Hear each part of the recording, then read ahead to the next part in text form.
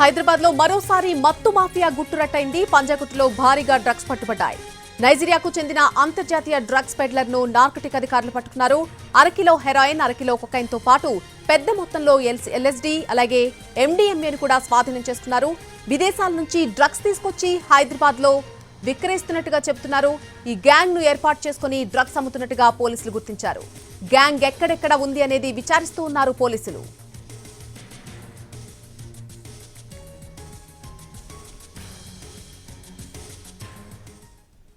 ప్రస్తుతం ఈ Nigerian arrest కి సంబంధించి డీసీపీ మాట్లాడుతున్నారు. లైవ్ లో చూద్దాం.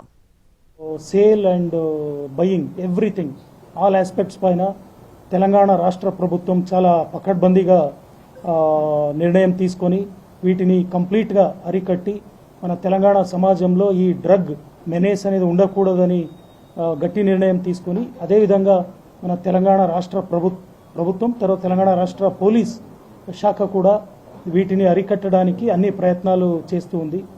ఈ ప్రయత్నాల్లో భాగంగా ఈ రోజుల్లో మన Telangana state anti narcotics bureau మరియు మన తెలంగాణ స్టేట్ పోలీస్ అన్ని జిల్లా పోలీసు మరియు మన హైదరాబాద్లో హెచ్న్యూ హైదరాబాద్ నార్కోటిక్స్ ఎన్ఫోర్స్మెంట్ వింగ్ తర్వాత లా అండ్ ఆర్డర్ పోలీస్ అందరూ కూడా కలిసికట్టుగా హైదరాబాద్ టాస్క్ ఫోర్స్ అందరూ కూడా ఇంటెలిజెన్స్ గ్యాదరింగ్ తర్వాత raids and then investigation prosecution అన్ని విషయాల్లో కూడా 360 డిగ్రీ ఆలోచన చేసి వీటిపైన చర్యలు తీసుకుంటూ ఉన్నాము.